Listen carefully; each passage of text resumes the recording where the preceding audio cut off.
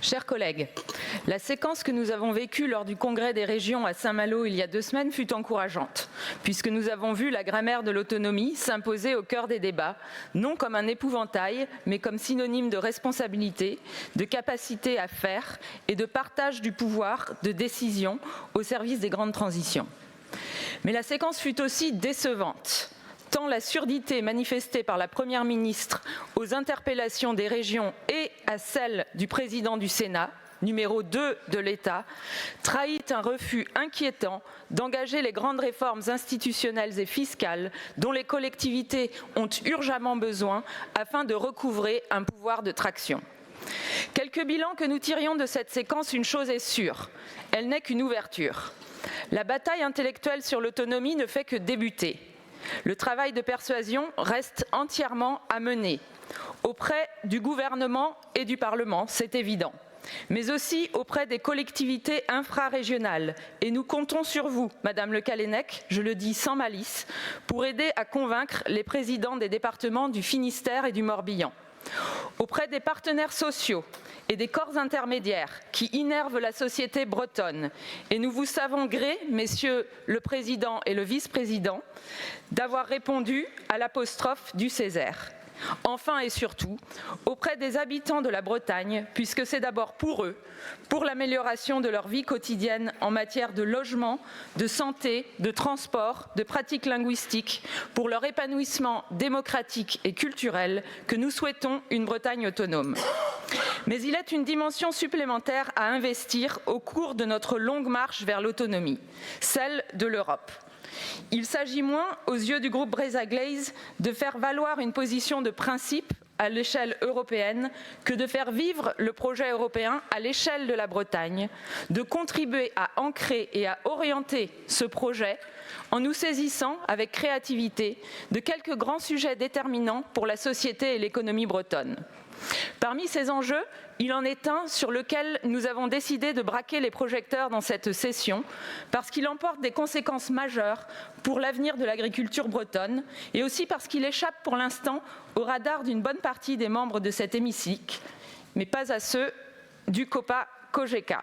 Je veux parler du carbon farming, autrement dit la cultivation du carbone en bon français. Dans la foulée de la COP de Glasgow en 2021, la Commission européenne s'est attelée à la création d'un système de marché volontaire du carbone à l'échelle de l'Union européenne, dans le but d'amplifier la réduction des émissions de gaz à effet de serre émis par son industrie et son agriculture.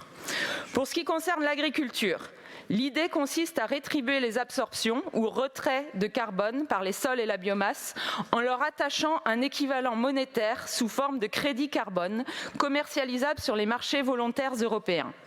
Il y aurait beaucoup à dire sur la logique de compensation financière qui sous-tend les projets de la Commission. En effet, le principe même de rémunération des services écosystémiques rendus par la nature, avec ou sans le concours de la main humaine, pose question. Certains États, comme la Nouvelle-Zélande, explorent une voie alternative, considérant que le stockage du carbone est avant tout le fruit d'un travail de la nature et n'est donc, à ce titre, ni appropriable ni monétisable. À voir si une telle révolution de paradigme trouvera un jour droit de cité dans les officines du néolibéralisme bruxellois. En attendant, le carbon farming présente un défi de taille pour la social-démocratie et pour sa mission historique de domestication du capitalisme, a fortiori dans sa version financiarisée. Car nous voyons bien la puissance de déracinement que pourrait libérer un système mal ficelé de marché du carbone à l'échelle européenne. Le risque le plus grand touche au partage des terres, dont dépend le maintien de l'agriculture familiale en Bretagne. Imaginez les conséquences d'une entrée massive sur ce marché d'investisseurs extérieurs au monde agricole, dans un contexte déjà marqué par la concentration des exploitations sous les effets conjugués du vieillissement de la population agricole et de la progression d'une agriculture de firme.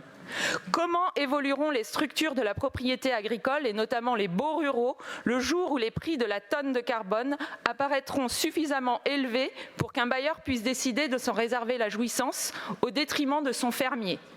Je n'ai pas le temps ici d'aborder d'autres aspects qui mériteraient notre attention, à commencer par la protection des données qui seront collectées sur les fermes par tout futur système de certification, mais aussi les incertitudes qui pèsent sur la permanence du piégeage du carbone dans les sols, la crise des subprimes nous ayant appris que certains produits financiers reposent sur du vent, ou encore les possibles extensions du système au carbone bleu, celui que stockent les océans. À ce stade, il nous semble surtout crucial que notre collectivité s'attache à identifier les risques et surtout les opportunités d'un déploiement européen du carbon farming afin de l'arraisonner au bénéfice du plus grand nombre.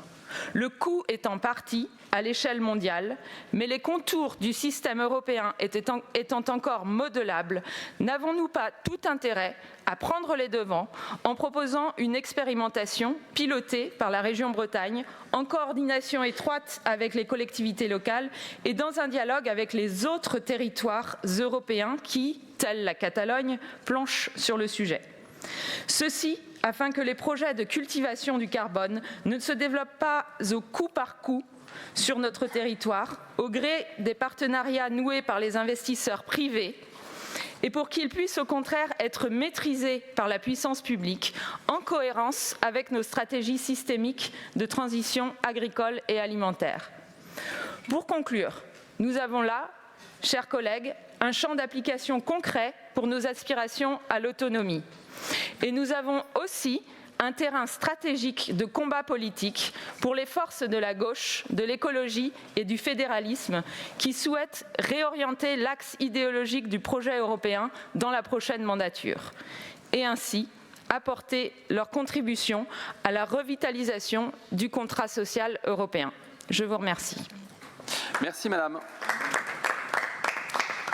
Je suis heureux de vous voir arriver effectivement sur ce sujet du carbon farming qui est un vrai sujet important pour l'avenir de l'agriculture européenne. Je vous invite à lire le rapport que j'ai produit au comité des régions qui a été voté à l'unanimité, moins une abstention du comité des régions, qui pose quelques lignes et nous aurons bien besoin effectivement de travailler tous ensemble sur ce sujet. Les pièges que vous avez décrits sont effectivement redoutables. Et malheureusement, les clivages européens ne sont pas exactement les mêmes que les clivages que nous avons au niveau national. Et donc, il y a un vrai travail à mener. Merci d'avoir mis la lumière